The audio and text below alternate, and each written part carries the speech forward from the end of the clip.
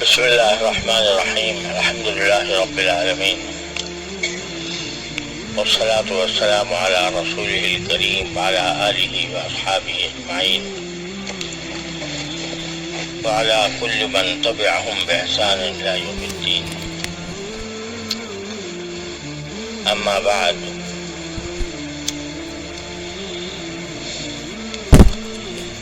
عرض یہ کر رہا تھا کہ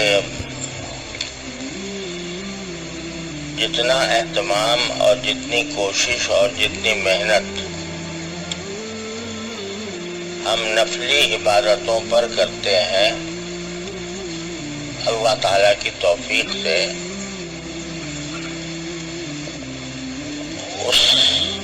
اتنی ہی محنت اور اتنا ہی مجاہدہ، اتنی ہی مشقت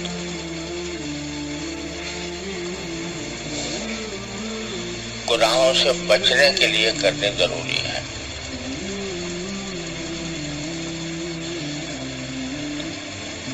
اگر کوئی شخص ساری زندگی کوئی ایک نفلی عبادت نہ کرے، فرائض اور واجبات پر اکتفا کرے،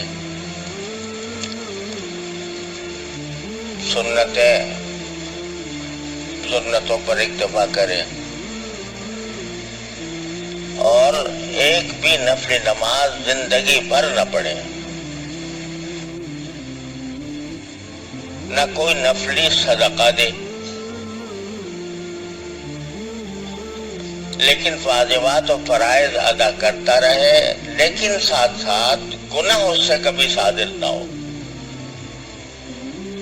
تو باوجود کہ اس نے نفلی نماز نہیں پڑھی، نوافل ادا نہیں کیے، اس کے باوجود انشاءاللہ سیدھا جنت میں جائے گا،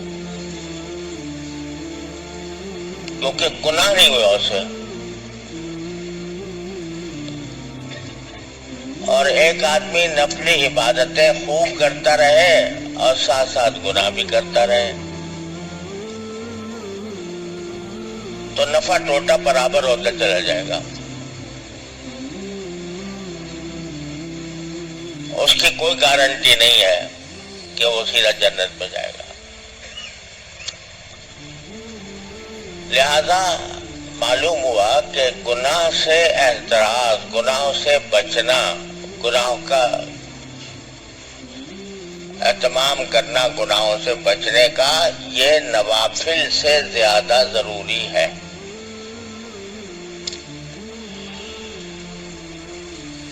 تو میں نے کل عرض کیا تھا کہ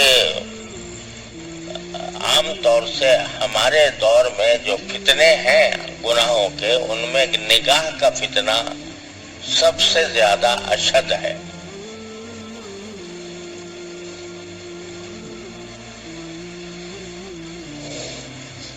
اور گھر گھر پھیلا ہوا ہے، ایک ایک شخص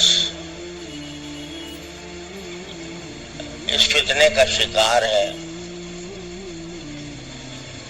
پہلے نگاہ کے غلط استعمال کرنے کے لیے کچھ کرنا پڑتا تھا، کہیں باہر جانا پڑتا تھا، کسی کو سنیما دیکھنے کا شوق تھا تو سنیما گھر میں تو ملتا نہیں تھا، لائن لگا کے ٹکٹ لے کے جاتا تھا۔ اب نہ لائن لگانے کی ضرورت، نہ ٹکٹ لینے کی ضرورت، نہ گھر سے نکلنے کی ضرورت، موبائل میں سب کچھ موجود ہے۔ لہذا یہ فتنہ شدید سے شدید تر ہوتا جا رہا ہے، اور خوب سمجھ لیجئے، اللہ تعالیٰ مجھے بھی سمجھ عطا فرمائے، آپ حضرات کو بھی عطا فرمائے، کہ نگاہ کا غلط استعمال جو ہے وہ نور ایمان کو سلب کر لیتا ہے۔ اللہ بچائے۔ ایمان کا ایک نور ہوتا ہے، عمل صالح کا ایک نور ہوتا ہے، اللہ جل جلالہ کے قرب کا ایک نور ہوتا ہے، اور نبی کریم سرور عالم صلی اللہ علیہ وسلم نے دعا مانگی ہے اس نور کی۔ صبح کو فجر کی نماز کو جاتے ہوئے جو آپ دعا فرماتے تھے وہ اللہم اجعل فی قلبی نورا وفی بصری نورا وفی سمعی نورا وفی لسانی نورا وعن یمینی نورا وعن شمالی نورا ومن فوقی نورا ومن تحتی نورا۔ کوئی چیز چھوڑی نہیں جس میں نور نہ مانگا ہو۔ یا اللہ مجھے میرے دل میں نور دے دے، میرے آنکھوں میں نور دے دے، مجھے میرے کانوں میں نور دے دے، میرے بصر میں نور دے دے، میرے دائیں نور دے دے، میرے بائیں نور دے دے، میرے آگے نور دے دے، میرے پیچھے نور دے دے، میرے اوپر نور دے دے، میرے نیچے نور دے دے، میری زبان میں نور دے دے، اور نور میرا بڑھاتے ہی چلے جائیے۔ وَعَظِمْ لِي نُورًا، اور یہاں تک کہ یہ کہہ دیا وَاجْعَلْنِي نُورًا، مجھے ہی نور بنا دیجیے۔ کیا ہے یہ نور مانگ رہے ہیں نبی کریم صلی اللہ علیہ وسلم۔ یہ کاہے کا نور؟ ایمان کا نور، تصدیق کا نور، قرب الہی کا نور، تعلق مع اللہ کا نور۔ یہ نور ایمان کے اندر، ہر صاحب ایمان کے اندر ہونا چاہیے۔ اس لیے صبح صبح رسول کریم صلی اللہ علیہ وسلم یہ دعا مانگتے ہیں کہ مجھے دے دیجیے۔ اب یہ نور جو ہے نا، یہ تو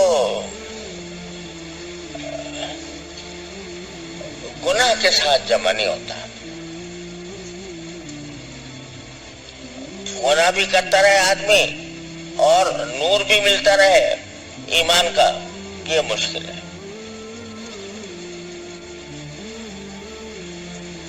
حضرت امام شافعی کا کہ شعر مشہور ہے کہ کسی نے شاگرد نے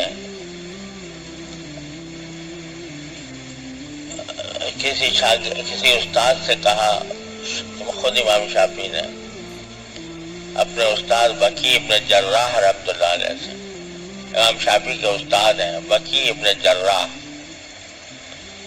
اور وہ امام ابو حنیفہ کے شاگرد ہیں، تو ان سے کہا کہ مجھے کچھ حافظے کی تقویت کا کوئی ذریعہ بتا دیجئے، کیونکہ مجھے بہت سی باتیں پڑھتا ہوں یاد نہیں رہتی۔ تو کہتے ہیں خود امام شافعی شعر میں کہ شکوت الی بقیع سوء حفظی فاوصانی الی ترک المعاصی، جب میں نے کہا میرا حافظہ کمزور ہے تو حضرت وکیل نے جواب میں کہا کہ گناہ چھوڑ دو تو حافظہ کبھی ہو جائے گا۔ کیوں؟ فإن العلم نور من الہ ونور اللہ لا یعطی لعاصی، کیونکہ علم جو ہے یہ اللہ کی طرف سے ایک نور ہے، اور یہ اللہ کا نور کسی نافرمان کو نہیں دیا جاتا۔